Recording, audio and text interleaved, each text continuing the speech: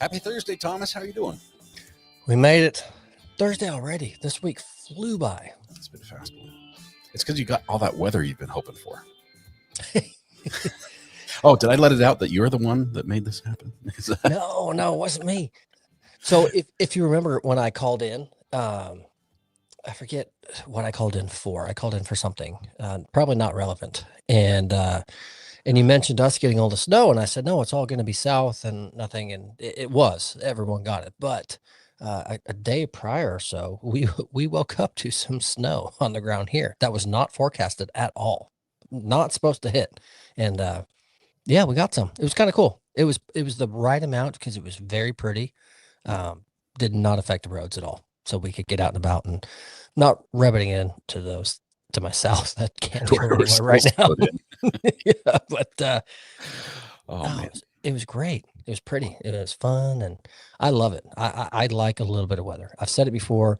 The reason I will never move back home to San Diego permanently is because I like seasons and stuff like that. It's just so fun and neat to feel and experience. I really enjoy it myself. That's awesome. My kids have loved this. They're the two youngest. It's a good thing we kept their snow gear, right? Because we haven't needed it for a long time. We've got all the snow gear for all the different sizes. Right. And they've been out using our beach bodyboards, boogie boards on the hill, on the neighbor's hill, and they've gone down every single area where there was snow until there's no snow anymore. So they've literally like melted the snow from friction from their sleds. So that they've loved it though. I think it's awesome. Yeah, I know a lot of people are freaking out about it in the South because they don't have, people go, oh, that's nothing. We get it all the time. But the difference is resources, right? It's we have minimal resources to treat roads. Further south you go, they have none. I watched a video today. I think it was somewhere in Florida. It was like our salt truck preparing. And it was a city pickup truck with two guys sitting on the tailgate with a box of salt, hand flinging salt out. Like they're feeding the birds. Right? Yes. And the guy on the right did not care about it. He was just dropping a clump. While the other guy was like trying to kind of sprinkle it and actually kind of cared and knew what the purpose was. It was one of the best videos I've ever seen. So I do feel for them in the regard that they don't have the resources and the equipment. So there's going to be several people stuck at home for a few days, but I don't know. I enjoy it. I love it. I love the different seasons. I love the cold snap that we get a little bit because here in North Texas, where I'm at, summertime comes around and it's triple digits for months and it's just unbearable. And but it's a lot of fun to use your smoker in the cold. Like the colder it gets, the more fun it is to cook on. 100%. I mean, you don't cook in a hot tub, but it's to use. You shouldn't cook in a hot tub. I'm just saying. Generally, it doesn't get warm enough to get the food to a safe temperature. Yeah, and it gets soggy and everything else. The hot dog buns floating around in there. Speaking of hot tub, my wife, she goes, hey, it's been like months since we used ours. And it really has been. We've been so busy and doing things. She goes, let's get in the hot tub tonight. And I said, sounds great. Hot tubs are really fun on a cold night when you use them, especially the way we built ours is right off our back patio door. So the run from the house to the hot tub is kind of short. So I cranked it up and we got it heated, and then just life took over and we didn't get in. And I woke up that morning to let the dogs out to all do their thing. And it was so cold out. Our whole backyard was just full of steam. Just it's been running the whole night. Yes. And I went, oh, the gas bill is going to be awful. Whoops. So there's localized fog in your neighborhood thanks to your hot tub. Yeah. So I screwed the pooch on that one. That's on me because I'm the responsible one. But no, it's I love the cold weather. I love the snow. I love it for short periods of time. It's fun, and we're right in the middle of it. But we're 30s yesterday, 40s today, 60s Saturday. I mean, that's North Texas. So. Nice. Back to great t-shirt weather again. Speaking of t-shirts, I've got one. I love it. It shows up brown here because it keys out. It's chroma key green is the color that Thomas chose for this logo. So you see the courthouse through me. So move around, it changes color.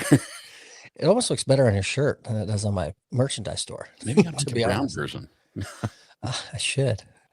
It's awesome. We tried to share your link today. Hopefully, a couple people might have ordered one. So That'd be awesome. And disclaimer: I own Mhm. Greeners. Still has never gotten a shirt from the little prize competition we had, and I've sent now 2, and they never came.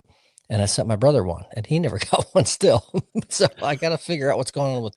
I use There's a Sprint. mailman out there who's looking good in his new Yeah, attire. yeah, he's a weather watch guy out wherever he is. You see him, just whack. You know he stole it. Yeah. So Speaking of weather watch, I was my sleep schedule is severely messed up right now with my job career change type thing, and so I go to bed even earlier than I did before with my corporate job that was 7 a.m. to 5 p.m.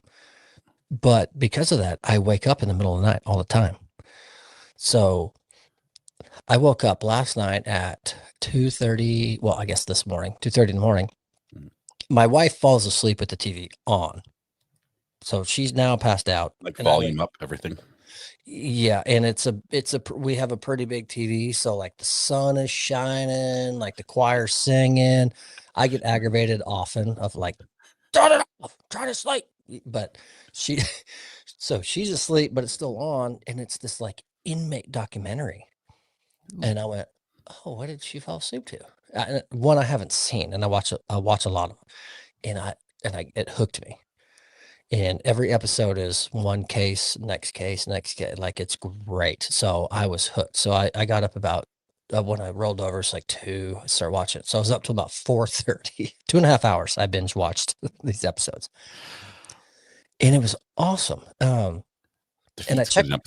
Defeats the purpose of getting up early to get things done. If you're binge watching Yeah, shows in the morning first thing. it does. It does. But I still get up early. It's Mm. weird. I finally fall asleep and then I get up. But anyways, so I roll over and I grab my phone, as we're all addicted to, and check, and what activity do I have at 3:30ish in the morning.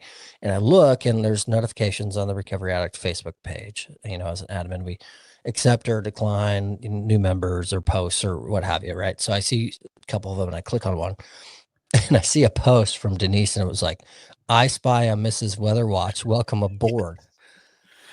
And I'm like, no, she joined the jet. So she doesn't watch this, so I can put this. I commented with a Thinks GIF so of, much. of like, oh yeah. My initial post is gonna be like, uh-oh. She's gonna see our shenanigans. I was Yeah, like, she joined the group. she She joined the joined. Facebook group. We let her in. She answered the questions appropriately. It was awesome. She didn't at all. I assumed she did because someone else admitted her. That's what I thought. So this afternoon, I said, hey, we were very busy this morning, especially her. We were preparing for a meeting we had mid-afternoon, so I had to be gone, not around. And this is great. Yeah, so Amber's to blame because I said, hey, you joined the group. Here's a comment that like welcomed you in, like I spy Mrs. Weatherwatch, and here's my gif of like, oh yeah. And then I said, how did you answer the questions? You don't watch the channel, like the trials and stuff. She's like, oh, I don't know. It said like, what channel did you find us? And it said, this is Amanda. I answered with And that was the right answer. That and was the right Amber answer. and Amber approved. And I went, oh, I said, we literally approve or deny like 15 a day, depending on these answers. And that's what you wrote and you got in. And she goes, yeah, is that bad? And I went, I got to find the mod that approved that one because that's unacceptable. So I got to kick her out now. We I have have we to. have we have people that have tried like 4 or 5 times to get Yeah. in and haven't answered the questions. We're like, look, try again, just answer the questions. And I feel bad because I see them in chat, right? Totally. Like And they're involved. I've They're got not I've got to bots. follow the rules, and the mods will kill me. But Yep. then I find out, Amber, you just have your own set of rules that you just let everybody in. I mean, we want Amanda in for sure. We don't want to kick her out, but No, she has to follow the rules. When the show's over, I'm kicking her out of the group and I'm going to she's walk her through the she's steps. never going to go through the. Do you know how long it took to get her to this point? She's going to, Daryl Brooks, she's not going to be a camel and she's going to, whatever else the answers are going to be. She has to follow the rules, Amber. So she's out. She's out. I'm telling you, the rules are we're a stickler for the rules. That is awesome. man. I had something I was going to say, and I cannot I forgot what it was, but it will come back to me probably later on when it's not relevant. So speaking of Amanda, my Mhm. wife, I call her Panda. I don't call her Amanda. She's Panda. Panda Bear, nickname. Panda all the time. I buy her stuffed animal, panda bears, all that, whatnot. So it's not on our rundown at all. But have you followed up on Panda Express and any of the new news or anything with them? I don't think I've left the house since we last talked. It's been cold. It's been cold outside. I have not. What's happening with Panda Express? Please don't let it be bad news. I'm not sure if I can take that today. No, with the new Lunar New Year, you've got some menu items hitting stores near you that are going to be great, and they look good. And there's some other things that I did not have time because of what I told you off camera, what we ran into. Yeah. A bunch of animal accidents all over the place. No, you promised not to bring that up. Yeah, that was as far as I go. Okay. They brought it up, not me. But there's Might as well show pictures at this point. no, I won't do it. There's history behind Panda Express given this time of year or something, so it's worth diving into. Panda Express is currently in the headlines, and when I saw it on our little Alexa Echo throwing out headlines, I went, I have 2 minutes for the podcast, and I got to write this down because Scott's going to want to know. So menu items coming in, and there's some history. They're booming. Awesome. booming. I hope they have shrimp. I love almost everything to do with shrimp. Mostly it's shrimp. You can't go wrong cooking shrimp because shrimp is so delicious. But you can overcook shrimp and turn it into rubber bands. Yeah, but not around me because I'll eat it off the grill. You can't cook it fast enough when you're eating it. Speaking of eating, I had lasagna today. I guess I should say I had a lasagna today. Garfield. I feel like Garfield the cat. I did not have breakfast. I did not get a lunch. And I'm like, I'm starving. And then I cooked a Stouffer's lasagna. And yes, it was the family size. I think they weigh like 10 pounds. But I cooked lasagna. I was going to eat the whole thing myself. I thought I was that hungry. And every time I went out to get more, a lot had been missing from the pan. So I was not the only person that ate from it. There was several kids who raided the pan as well. But of course, we managed to finish it off. It's delicious. And I'm ready for a nap now. Naturally, just in time for the podcast. I had a meeting right before this that we're trying to document a youth reenactment thing up in I think we're up in Virginia later this summer, and I'm super excited because 2 of the editors for the project work for Mr. Beast. They're like big editors. I've been to the movie premiere. It's the couple that did the movie premiere when I was in Utah. It's them. And so I love their style. I can't wait to shoot an actual project with them. So I'm gonna meet with her after this and talk about all the fun stuff we're gonna do because we get free reign. You cut your meeting short to be on the podcast. Yeah. I'm like, sorry, I've got to go. Wow. It went for like an hour. Dedication. Meetings should not be that long unless they're fun. And this one was not fun. It was like our part was small and everyone else was talking. And then that's when I said, see ya. I got more important things to do. Yeah. Like a non-paying podcast. That's the thing. Future says they can't do Stouffer's. I'll just take some dry toast.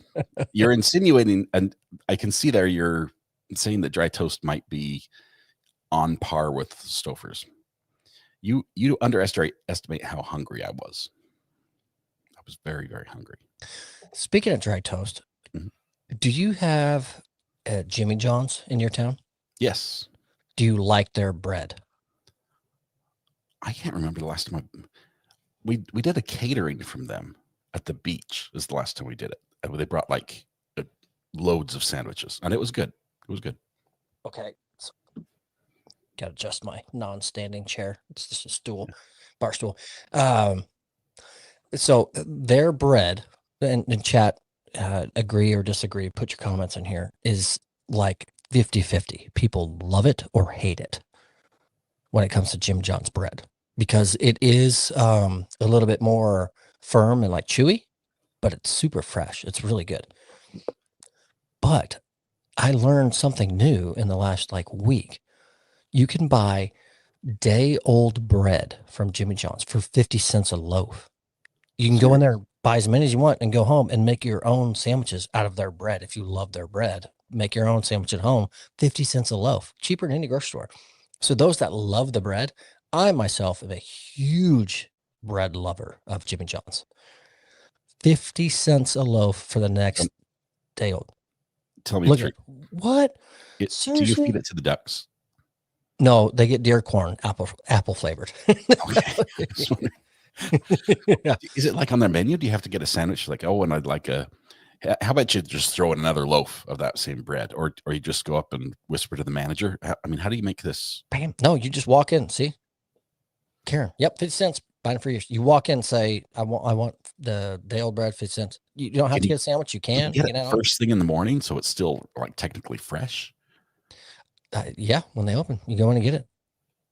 It's I have not done it yet, but I am a huge fan of their bread.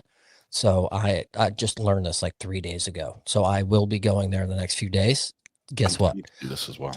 So I can make like a smoked. You're gonna smoke it. Ham and grilled cheese.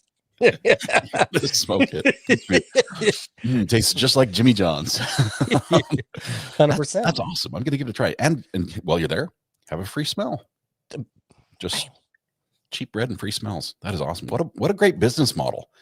Brilliant. And it doesn't go to waste. They don't throw it away. I know other sub places donate their bread after, but it's not a day old. They like throw it away or donate like weeks later.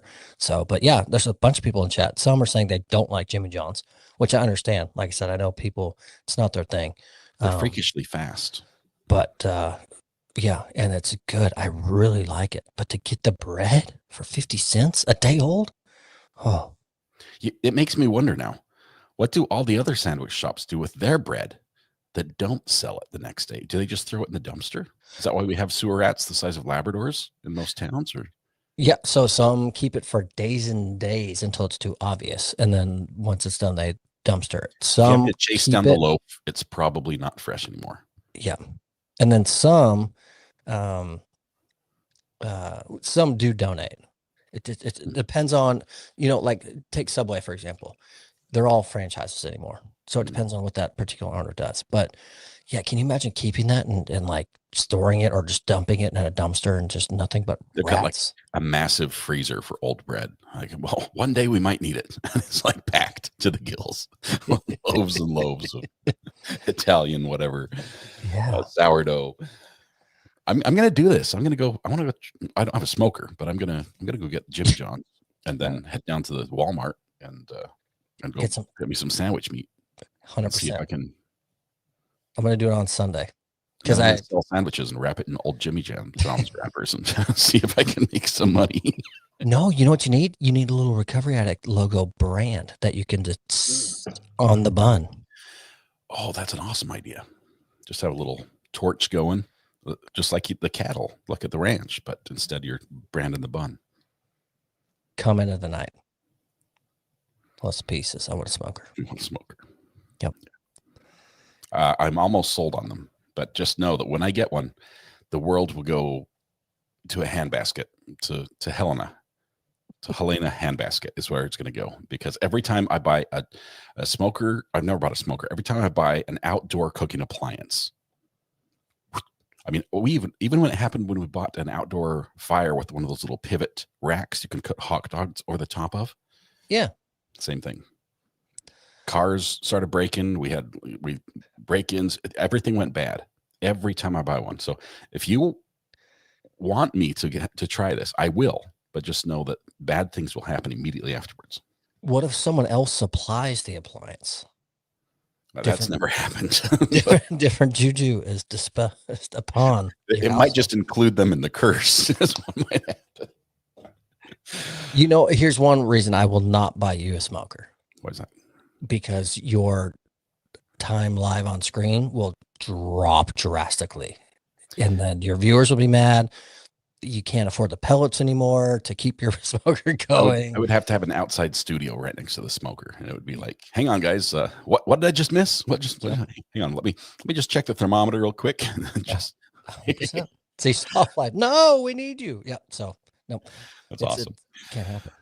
But Well, but speaking of old bread yes. and throwing away stuff in dumpsters, which I hate that they do, and it happens. It is what it is.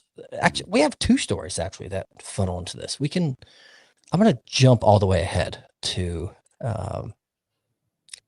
To the bottom. halfway through the show here. The headline reads, "I get all my food from dumpster diving. I haven't gone grocery shopping in 4 years." Okay. So if you think about it, Subway, it's 4-day-old, 5-day-old bread. It's a little bit too crunchy on the stale side. There's no way they're going to sell it. They're going to have to return sandwiches all day long. So they're going to throw the whole big bag in the dumpster. Well, this person, she started out by taking just fresh produce from designated bins, but soon realized she could get an entire weekly shop. Sophie now only buys household items such as toilet paper, dish soap, all that, supermarkets, and spent $99 in the year of 2024 on groceries. That's it. That's all. $100. Fighting my gag reflex because I know I'm on camera and other people might be sympathy gaggers. I'm trying really hard not to. Yeah, it's not. It's contagious. If you...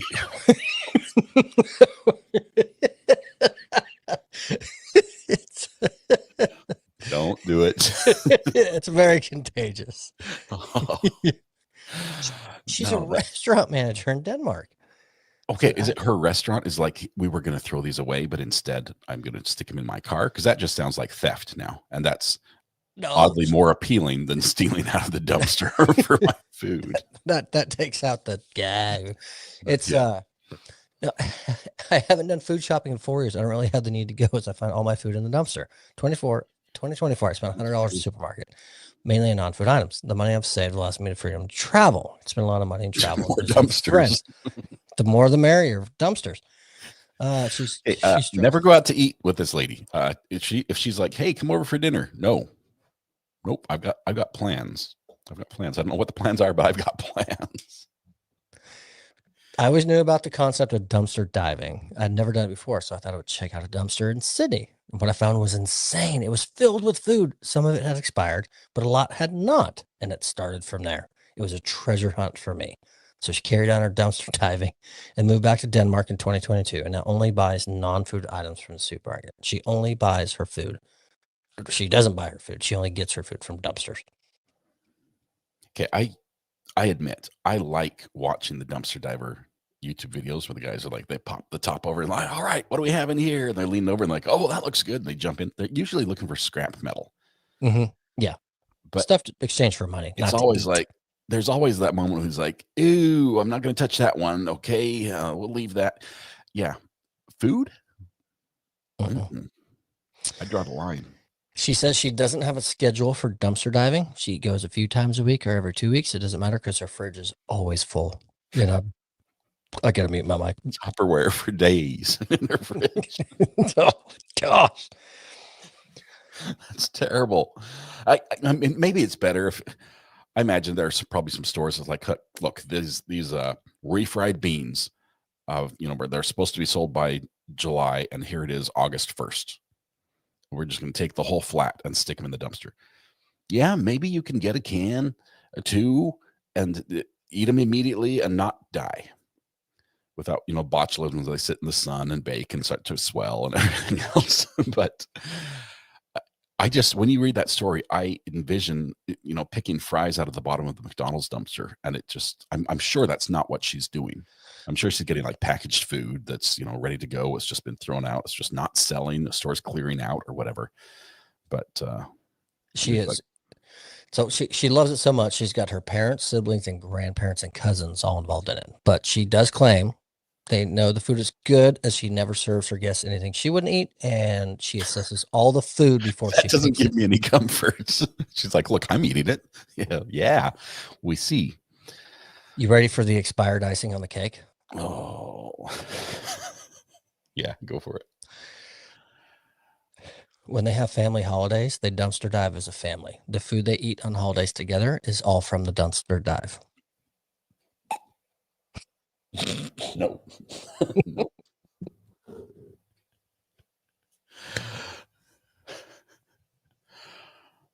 I'll pass. Where is she at? Where's this story out of?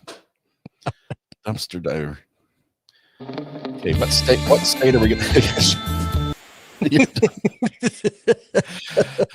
Okay, She's in Sydney, Denmark. Australia. She visited Sydney and then she's back in Okay. Denmark. If I'm correct or not. Does But Denmark have do they sanitize their dumpsters? I mean, do they have something different than when they say dumpster? Does it mean something different than what I see when we say dumpster here? We're talking about the same. The garbage truck comes up with a big fork, sticks it in, dumps it in. That's the dumpster we're talking about, right? 100%. Listen, sorry. Thanks, guys.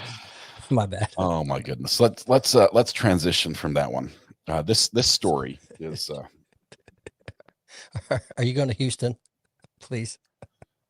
I was going to go to the second to the last one. So the biggest change no one's ever noticed. No, you got to go to Houston. Okay, which one's Houston? The bird. The bird? No, the bird's falling out of the sky. Evidence in Houston. Third. Oh, ish. Okay, third. Okay. Drug. Perfect. Let's keep it going. When you think of evidence in the police evidence room, you think of a couple things. You think of like bloody knives, okay, like a gun or drugs. Okay, that's like evidence. That's what I see in my mind. It's like that's what evidence lockers are full of. Apparently, it's more drugs than guns and knives. Mm-hmm. And the rats have discovered this. Judge Fleischer, we have a problem. It's more than just the cockroaches that are in the jail. There are rats in the evidence room. And by rats, I'm not talking about people who are telling on other people. We're talking about actual rats that are consuming and enjoying consuming controlled substances, which should have been controlled a little better so the rats didn't get it. There are videos of bags of weed with rat holes chewed in them. 100%. Speaking rats, great. Yes. Rats destroying evidence in Houston. Rats on fentanyl, rats on weed, rats on acid. These rats are living their best life. We have 400,000 pounds of marijuana in stores. That rats are the only ones enjoying what Myers says. had 400,000 pounds of marijuana. The rats are the only ones enjoying. Oh, this is Harris County. Where's Harris County? That's Houston. That's Judge Fleischer. That's his. That is Fleischer? Yeah, that's his place. They're edible. They're tasty. They're all kinds of things. You can't store large quantities of drugs without expecting some of these things to happen. Yes, you can. Prepare proper storage so rats can't get in there. They're drug-addicted rats. They're tough to deal with. The rodent problem has proven persistent. Only one active case has been affected by the rat problem. Why are you storing all the weed that you don't need? Like other countries, when they confiscate a bunch of weed, they like weigh it, they photograph it, and then they have a big bonfire, and all the cops get together. They throw a huge party, and they burn it all. And get really hungry and eat dumpster diving sandwiches. The rats are eating our marijuana. They're all high. Police Superintendent Ann Kirkpatrick said at the meeting of the City Council's Criminal Justice Committee. Unreal. I'd love to be there. I just wonder, it's only affected one case so far. But here's the thing when it comes to drugs. A lot of the penalties attached to drug offenses are specific to weight classes. Like if you have a certain amount of something, it might be considered personal consumption. If it's over that amount, if you can draw your case out long enough, the rats might take care of it for you. And then when you go to trial, they're like, hey, we'd like to see the evidence. Have you put that on a scale? You say it weighed 5 pounds, but I only see a couple seeds, a little bit of bud. There's not much left. Or you just open a little tiny cage and say, do you see how happy these rats are? That they've consumed. Oh my goodness. Houston can't be the only place affected by this. No, New Orleans and a few other places are finding the same issues from what it says, but it's fun to pick on Houston. They're in my state. I love them, and we follow Judge Fleischer. So I wonder. I wait till we actually hear about this in a court when the judge actually mentions it. Like if they say that we brought in this evidence, they're like, oh, why is this bag open? Well, the rats. I want that's going to be like a bingo moment for me now. why does the corner look like it's been chewed on?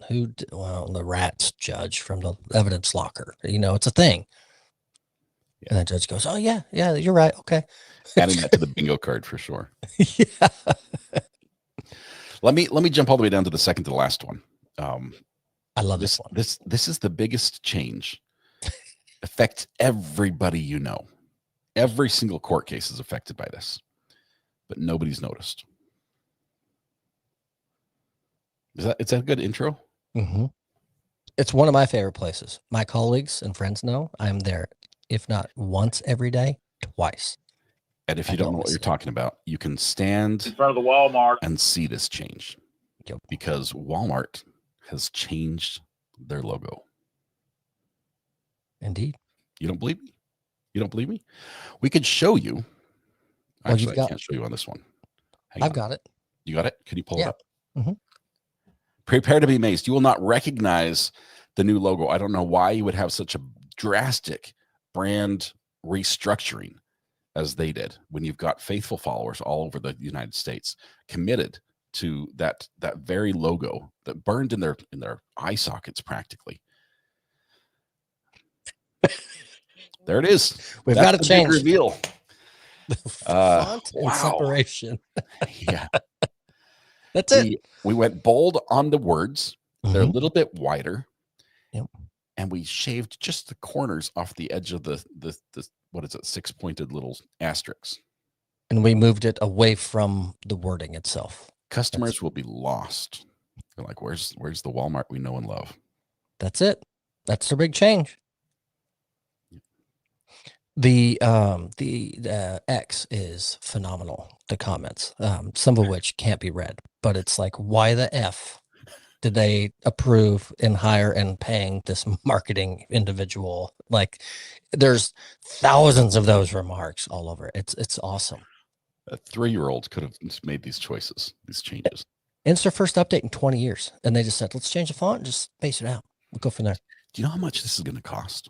Tons and tons. Do you know how much a sign costs? One sign. And Walmarts have multiple signs. They've got the one out by the street. They've got the one up in the air. They got the one on the building. Every single cart has the sign on it. Inside the store, the bags, everywhere. We need to do new stuff across the board. Speaking of bags, mm-hmm. We have 3 Walmarts in our town. The closest one's just 2 miles. That's where I go all the time being every single day. And they have a new front of the house manager who did their bags in this location. And you can't, so people hate the self-checkout and knock on all the time. I for one, love it. I don't go to a checker anymore, ever. I love self-checkout. Do my own thing. I hang out there. It's great. But I can't peel a bag open. And it's been an issue for now a month. It's been making people mad. So there's bags all over the floor because if you can't get it, people are just ripping them off the whole rack until they can get the next one. So it's waste, right? So on the rack, they put smiley face, a generic yellow smiley face sticker. Anyone on Facebook that knows Greeners, he made it his Facebook photo for a month or so. The little sticker, they put it on the shopping paper bag rack, like half on, half off, like this. So you grab the sticker, put it on the bag and pull down, and it peels off one bag. And then you put the sticker back on. That's their solution to the crappy bag situation. Phenomenal. But I will say this. That is such a joke and such a bad way out and so cheap. But the other day, I was bagging my groceries, doing my thing. And these 2 older ladies were next to me and they were struggling, right? And you're in a grocery store, you've touched a bunch of things. You're not licking your thumb to do that because you've touched your cart. Like, that's not happening. No one has a wet sponge in their pot. I mean, you're not doing it. So I look over at the ladies and they don't know the sticker trick yet. So I go, do you mind if I pose for just a moment? So I grabbed the little sticker off their rack and I just grabbed their bag and pull it down and they thought I was like genius, like I created it. So now I'm a fan of the sticker method. I've never seen the stickers. Go on. So my wife, she does tons of paperwork as she manages a couple of our business stuff and all this. So she's got packs of those. It's not a thimble, but it's a silicone sleeve you put over your thumb so you can just flick through pages.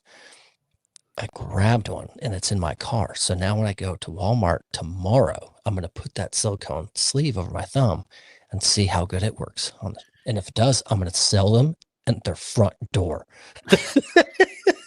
$20 each, and they'll buy. They'll buy. Yep. Roy says I slather lick my fingers to separate the bags. I've seen this problem. I've had this problem. And when you say there are all these bags on the floor ripped off, that's me. I don't like self-checkout. I know. I'm doing their job for them. And they're getting paid to watch me do their job. And then they have the audacity to stop me as I'm leaving to make sure I did their job right. Okay. I have issues from the get-go on this. So yeah, I'm all over if the bag's broken, that's not my fault. Go to the next bag. That one's broken too, not my fault. We'll just leave them on the floor. There's somebody to pick those up. I get my money's worth in bags when I go to Walmart. I don't take them. I only take what I need. But I have seen a store that addressed this problem. That that little circle on top of where the bag's attached, they stick a little sponge in there and get it wet. Now, smart. How many people have touched that sponge, and what else have they touched before they touched it? You are grabbing your food, and before you grab your food, you're picking up everybody else's germs. For how many they probably don't wash them like ever. They just like spray a little more moisture on there on the petri dish and let it grow some more. Yeah. Science project. So stickers are a better option. But that rubber thumb, I remember those as a kid. I was playing with those. Like somebody had them in school. We always rip the little bumps off and throw them at people because they're stuck in their hair and stuff. I'm going to try it, and I'm kind of upset too. I posted on my town's local rants and raves Facebook page, just a picture of the silicone thumb cover and said, I found the solution to bagging your own groceries at our local Walmart. Woohoo. And I bet they sell them at Walmart. The admin denied my post. I'm like, what? What do you think it was? I've been suspended twice and now have been denied a post. It was chat. What did the admin think that Thomas was posting a picture of? I'm curious. It's cold outside. Come on. But no, it was it was for the grocery bags. It was all it's for. So they denied it. And I was upset because I thought so many people are feeling the pain and they're totally gonna know. Like, okay, yes, absolutely. Where'd you get? You all order those too? Did it work? But I'm excited to give it a whirl. I will say, with self-checkout, I don't throw them on the floor and get angry. Well, I ball them up and dunk them in the trash can next to me when I get angry. But I double or triple bag some of my groceries way more often when I'm doing it myself. Like, 2 jars? I wrap a jar of spaghetti, put it in a bag, wrap it up, put it in a bag, get the Alfredo sauce, wrap it up, 3 bags. They're all padded up like I'm shipping them to Aden, North Carolina. That's how I package my groceries right now. And I'm like, if I'm doing it, I'm doing it. So, but they know because you didn't follow the rules. I follow the rules. You ought to read the rules in the Facebook group. No pictures of whatever it was you posted. Apparently, I just next time have to write, by the way, this is Amanda, and then Amber will just approve it and skip everything else. But I'm a fan. Man, let's still, since we're on a crazy stuff kick, let's go to the last one and we'll work our way around backwards. Yeah, this one's wild. I love this one. So I'm trying to think of a good lead in just to get everyone in the. Have you ever been on an airplane as you're walking in the airplane? They don't let you in, first of all, because they have to do a walkthrough of the plane, right? That walkthrough, they're supposed to look for like, wallets and purses and keys and plane tickets and somebody's carry-on they forgot. They look through. Flight attendants find those things all the time. Can you imagine how much worse it is on buses? I would say on planes, I check every seat on my way off the plane. You got like a collection of like Sharper Image magazines. No, yeah. The what is it, like Air Shop magazine where everything's discounted, but it's not. It's all expensive. No, I peek at that receipt just in case someone left something. Not because I'm going to take it. Well, depending what it would be. But no, I'm just kidding. But Yeah. I check them. But stuff gets left. Buses, trains, but buses have to. That's way more hustle and bustle. Well, it's worse than you think. Like the worst stuff you can, the worst stuff you can imagine, or the craziest, not the worst, but the craziest stuff you can imagine someone would leave behind. It goes right into the realm of why would you ever bring it on? Right? Why would you ever? It's like, are we your garbage disposal? Are we your, are we your moving company? What? For some, maybe, right? Wildest items. Now you can probably guess some. Umbrellas, top of the list. Umbrellas. You've got to have, it could rain. When it's not raining, you don't think, oh, I need my umbrella when I step off the bus. Yeah. How many times have you worn like a big coat dress because it's freezing cold in North Carolina and you're flying to, somewhere else and you get there and it's 90 degrees and sunny. You're not wearing your coat and, things change. So I get that. It's a medium-sized item. I mean, it's larger than the wallet, larger than the purse. Yeah. Some of them can be, full-size cane type things. Other surprisingly large items found on board the company's buses include a tent, probably erected. I picture this fully erected on the bus. It's a long bus ride. They're sleeping. A microwave. Like what? A grass trimmer. Was that yours? No. Oh, no, that would have been a tree trimmer. My mistake. A pool cue and an electric oven. These are the large things. And a refrigerator. And a refrigerator. It had to be small. Had to be a small fridge. Well, maybe they didn't have like one of those little cooler bags. And they're like, well, if I just keep it in the fridge, my lunch will stay fresh. Yeah. Meanwhile, smaller but equally unusual items include a set of false teeth, a frying pan, a shoulder massager. This one I can understand. A stethoscope. I've lost my stethoscope. I had a really, really nice stethoscopes. You can get like the pretend version that they like for, I don't know, movies or kids playing with, and they're dirt cheap. I had a customer send me a high-end stethoscope. They wanted to see if I could do gold foil embossing letters on the tubing of the stethoscope. Mm-hmm. So they sent me this. It's like a $200 stethoscope. It's amazing. It's nice. And guess what? I couldn't do it. I'm like, so what do I do? And they're like, just keep it. I'm like, sweet. I don't know where it's gone. I think maybe one of my family borrowed it and it never returned, but it was like the double-sided. You could like twist it. You could walk around with it around your shoulders when you're wearing scrubs and everyone lets you go this way, doctor. Yeah. But interesting. I would have guessed they have like a child stethoscope that's, does nothing very much at all. And then just like a pro grade. Yeah, and nothing in between. I never would have guessed there would be. Who would use the one in the middle? Well, you look at like cut rate doctors. Well, like entry level nurses just getting out of school, they don't have any money and they're so far in debt. And there's a little bit more affordable model that they can maybe. I would have thought the debt was because they bought the nice stethoscope. No, the debt was school. But I don't know. I would never have guessed that they offered more than one. I wish I remembered the brand name because I remember the little part that the little measurer, it was like a timpani drum. You could just tap on it. It was just, it would blow your eardrums. It was so cool. Yeah, it was like it was really cool. A couple other things: a painting depicting the 10 Commandments, a box of hairnets, a rude drawing. I think that was intentional. The rude drawing, 100%, and a purple dumbbell. And they've ranked them. The most common items found on buses in order of popularity were. Do you see that list? I didn't see that one. I did see the one that said they got an urn containing ashes, and that's probably the worst one of the lot. Somebody's remains. They really liked Route 76, and I told him I'd put him on the bus and let him send him off in style.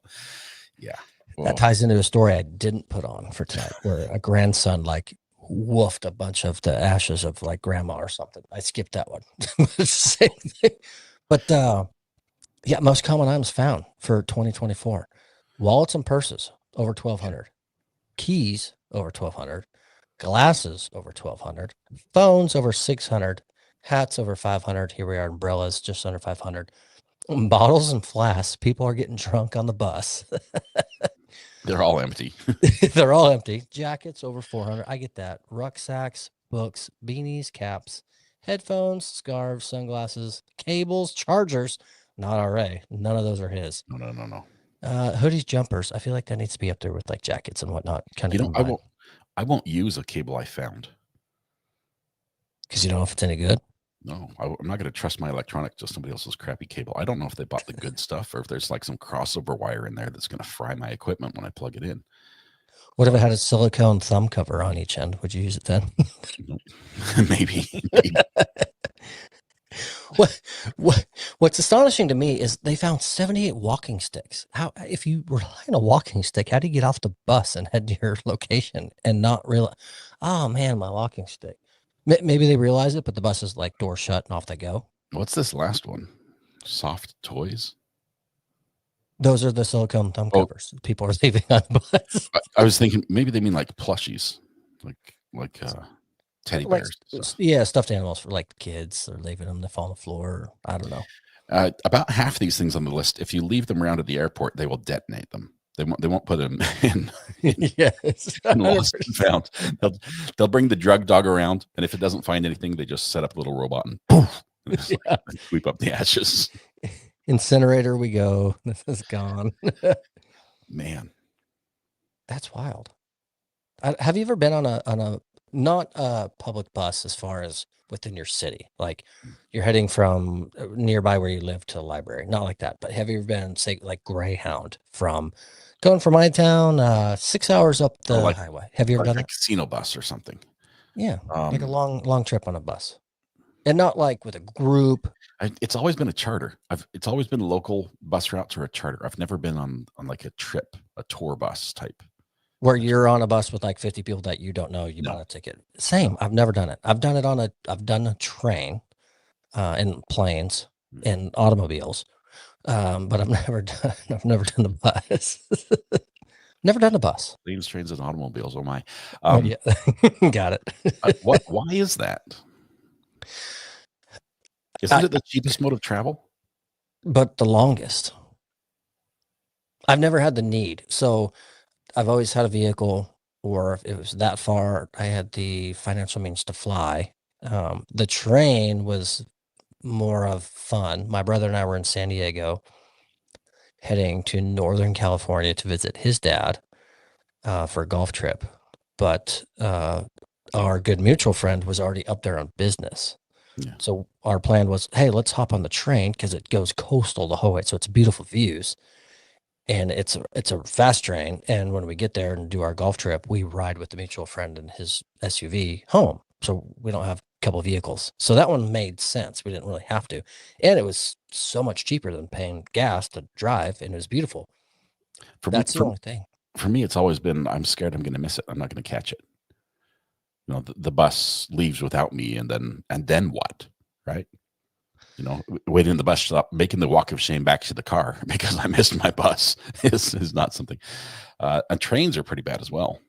Missing the train because they're quick. They're quick, and they're like cruise ships. Deadline. They will not wait. They're gone. You're on it. You're not. They're leaving.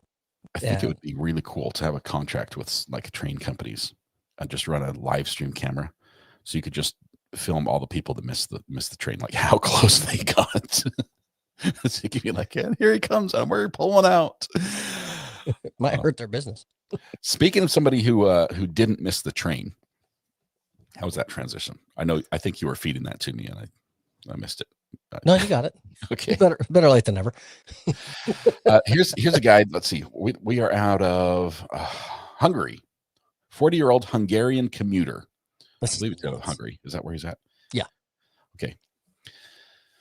Had been riding the intercity express train, which was traveling cross country from Munich to Lubeck. It's like Lubbock, but it's got the little dots over the U. Yes, Lubbock, not Lubbock, Texas. Yeah, okay. He decides to take a smoke break. Takes too long, and then just like that, train's like toot toot, all aboard. Doors close. He's still on the outside. What do you do? It was the nicest segue of this season right here. Did you go back and watch how many times Thomas said train, train, train in his story? It's kind of like at least 6. It was hard for me to miss this one. He's laughing because it's true. Anyway, so what would you do if your stuff is on the train and you're off the train? For me, I wait for the next one because my stuff's on the way. If it gets there before me, I know I get my stuff. So I'm okay with that. And it's a train. And this particular train is not like the Polar Express, right? That it's got the little back cabins and rails that you can run and jump on the steps and kind of hang out in the rear walkway or something like that. This is one of those like little mini bullet trains. If we could show folks a pic, let me see if I can. While you dive into the train story, imagine something very aerodynamic. Perfect. With no handholds or anything. Nothing. 170 miles an hour, and he grabs the outside and rides it for 20 miles. That had to be, which equates to like 6 minutes, right? On the train. I mean, somebody could do the math for me. 170 miles an hour. Well, let's see. I can do this in my head. Hang on. Don't tell me, chat. I'm going to do this one. Okay. Well, I've got the picture. So 170 divided by 60. So here's what we do. 170 divided by 60 gives us how many per minute, and then times. Here's the train. Intercity Express train is what he's on. So 20 divided by 2.833333333. So 7 minutes. That's a 7 minute. Was I right? Please, somebody correct me. Was it 7 minutes at 170 miles an hour? Okay, let me share a little story. I think I might have shared part of this before. There was a time when I was on a support mission to help a group of campers who were way up in the wilderness of the mountains, and their trailer that carried all their gear had lost a spring. And so my mission was to help deliver the spring to this place. Now, it's like a 6-hour drive, and we're not going to do that. Plus, the other guy who's helping us on this mission, the adult in the room, you might say, owned a small plane. He owned a Cessna 182. And so he says, well, why don't we just fly it up there? I'm thinking that's a great idea. I don't know exactly how this can work, but we fly it up there. And we get down, first we get to the airport, and before we leave, he's like, well, let's wrap up the package. I'm like, well, it's just a box. It's a trailer spring. We just hand it to him. It's good. Hey, here's your box spring. Good luck. No, we wrap this thing in duct tape, probably like 2 rolls of duct tape. And then we wrap it in orange, with flagger tape. You know, the tape they stretch, it's like little plastic. It's got streamers and streamers and streamers on this thing. And then we're flying over this, and he's like, all right, we're coming up. It's a couple miles here. We'll see the clearing. And what my job, Scott, he said, what your job is, Scott, is I need you to sit and lay down across the back seat and push your hands against the other side of the plane and use your feet to push the door open on the plane. And they're flat doors, right? They open forward. About the slowest one of those planes can fly without dropping out of the sky is, a little under 100 miles an hour. Okay. It's like 90 or something. Mm-hmm. And so I have to push a flat door that's, of the size of a car door open in a 90-mile-an-hour wind far enough for his son to take this 35-pound trailer spring package and shove it down through the opening fast enough that the wind, when it catches the package, doesn't take off our tail. So that was the plan. All the time while we do this, he's flying lower than is even possible so we can hit a little clearing the size of about a third of a soccer field. In heavy trees and timber up in high altitude. It was epic. It was awesome. We missed the clearing. The box exploded on impact, but they were able to find enough pieces. They were able to put the trailer together and make it out all right. And we didn't crash. So it was fun. I'm not sure. The highlight is you didn't crash and you're still here. Yes. I've got another plane story. Similar. Similar age, different pilot, same type of plane. Where we went, he's like, I was in the scouting program, right? The Boy Scout. I was a Boy Scout, and that year we did a fundraiser so we could afford all of the fun trips we wanted to go to. We sold a ton. I was in a wealthy neighborhood. I was like the poorest kid in a wealthy neighborhood growing up. And so all these wealthy people are making donations for this auction, and they're selling like weekends of houseboat trips and, villas, with weekends at villas and ski resorts and boating trips and airplane rides and everything. So we made our scout trip. I think we made like $13,000 that year, which is about 4 times what our annual budget normally was. Yeah. So it was great. But one of the things we sold was an airplane trip, and the person who bought it donated it back to the scouts. So the guy said, hey, I'll take a couple scouts up. I happen to be one of the scouts. Old guy, amazing, love him. He passed away a couple years ago, but we get to the airplane hangar, and he's doing all these pre-flight checks, and I'm just impressed. I mean, he's like wiggling the rudders and checking things. He's got this little like injection thing where he checks the fuel, holds up to the light, and it's just like, wow, this is awesome. And we all get in the plane, and we're all excited, and he turns the key, and nothing happens. Like, so who starts it? When do we go? Yeah. And he gets back out of the plane, and he gets in his truck, and he backs his truck over to the plane, and he gets out his jumper cables, and he opens the hood, and he connects the jumper cables from the truck to the airplane. Standard issue. I'm like, okay.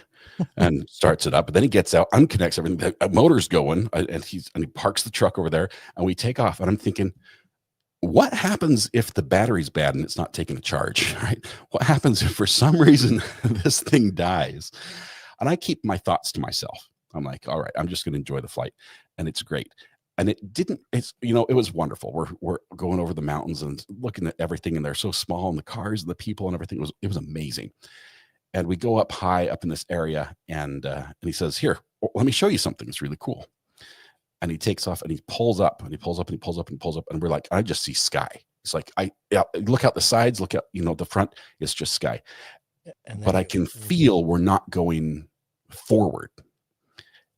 And we get to a point, there's an alarm that goes off in the cabin. It's like, stall warning. There's a little sensor on the front of the wing, and it's about as sensitive as like, as that. And when the wind isn't pushing it, it says, you're not going forward anymore. Stall warning. Yep. The propeller's going as fast as it can, and it can't lift the plane. And the propeller goes, and it stops, and it's sitting vertical, and we're falling backwards, tail first, engine off. And then I remember how we started this thing. We need a truck right now up here with jumper cables in the air. He did an intentional stall, didn't he? He did. And he was able to flip it down. We must not have been straight up, because he was able to come down like this and dive again. And he was laughing, and he's like turning the engine. It's going, and it's not starting. And we're just like, just accelerating to the ground. Sorry about the sound effect. But everything's just getting bigger and bigger really fast. And eventually he uses the wind of the dive to jumpstart the plane, because the battery was still dead. It's like bump starting a motorcycle down the hill. When I got out of there, you could look at the seat, and they're like tear marks in the seat from where my hands were. I'm sorry, but I thought I was going to die. Anyway, that's my plane story. I don't know why we're telling this. Planes, trains, and automobiles. Trains. You took the segue. It's perfect. Yeah. Anyway, 170 mile an hour bullet train. I would not recommend hanging on the outside at all. No. What I love is the journalist that wrote it, because it like you mentioned, he took a smoke break and it was too long.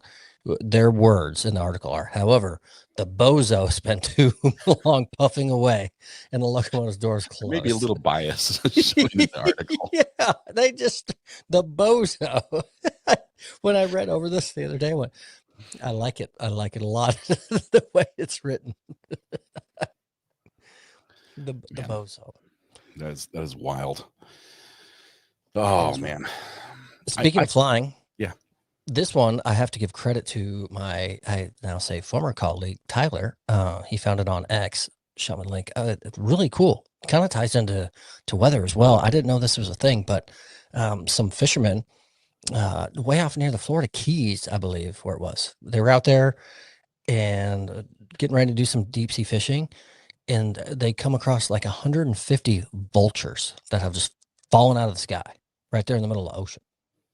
And the article I have up for this doesn't have it, but the X link my colleague sent me has a video. They're commentating on it, and they're scooping up these vultures out of the middle of the ocean and put them on their boat. Well, apparently these vultures rely on winds to fly. They don't just out there like seagulls and doing their thing. So when there's a sudden shift in weather, in wind direction or a storm that just, pulls the pressure way down, there's nothing. They fell out of the sky, and there was like 150 of them. So they're not seagoing birds.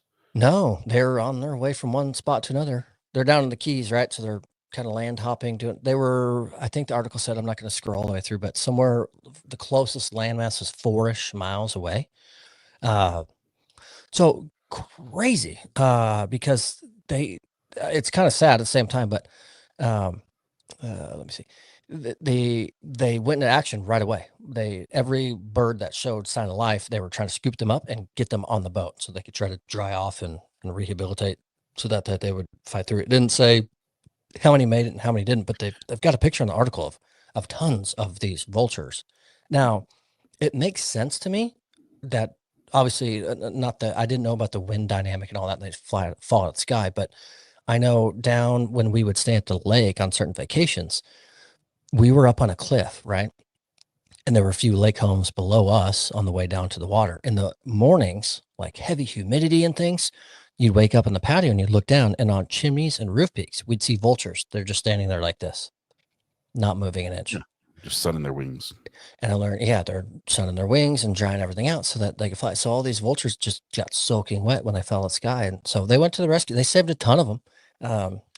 But Okay, crazy. So I read through this article because when I saw it, I immediately thought he said private charter a couple times, and I'm pretty sure nobody's like, hey, let's rent a boat, hire a captain, and go catch us some birds. Go get some vultures.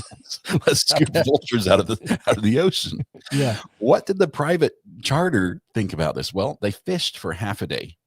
Okay, they continued fishing. They're catching fish with the vultures on the boat. And I can imagine they're all standing on the edge, like you're saying, wings up, just like trying to dry themselves. Yeah. And other captains going by like, what is he doing?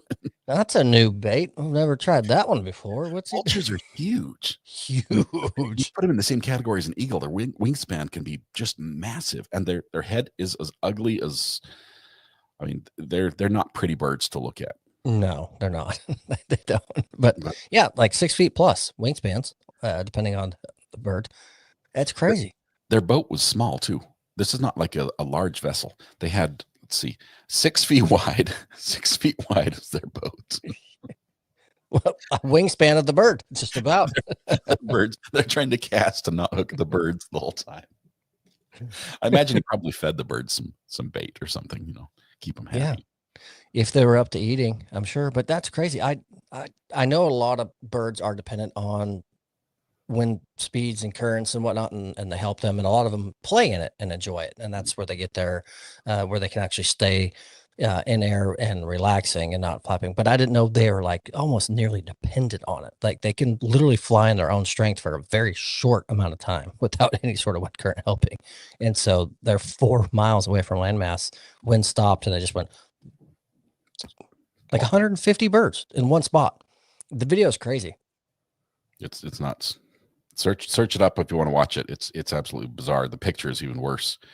It's like a boat covered in feathers just everywhere. There's black feathers all over the place. The caption, if anyone wants to search it, it's boat captain rescues stranded vultures found off Florida Keys. That'll pull it right up, and it's pretty wild. I imagine there aren't too many articles that meet that search criteria. True. But good on them. I bet there's probably a lot of people out there that would see that and see how unnatural that is looking, and they're on a charter. They've got paid customers with them, and might just kind of avoid that situation and move around it. But they stopped and scooping them up and put them on the boat and helping out. So I love that part that they stopped and they were helping out. That's awesome. Cool. Well, I think we're past time. Do you want to do the last one, just so we can say we got through a rundown for the first time ever? with actually doing everything that was on the list. I don't want to break our streak now. Okay. I Then don't I'll want to do start that. This music. police unit is trying to Oh, box. that's not the right music. Sorry. I do know the flu's going around, and there's a lot of people that are under the weather. Is you and your family, everyone good? Yeah. My youngest son, who's been out playing in the snow all day, was not. I sense a dad joke coming on. Is there a dad joke? No. Okay. My youngest son, who's been out playing in the snow all day, was not feeling well. I'm like, what? Why in the world would he suddenly not be feeling well? Apparently, he ate like a gallon of snow. Oh, waterlogged.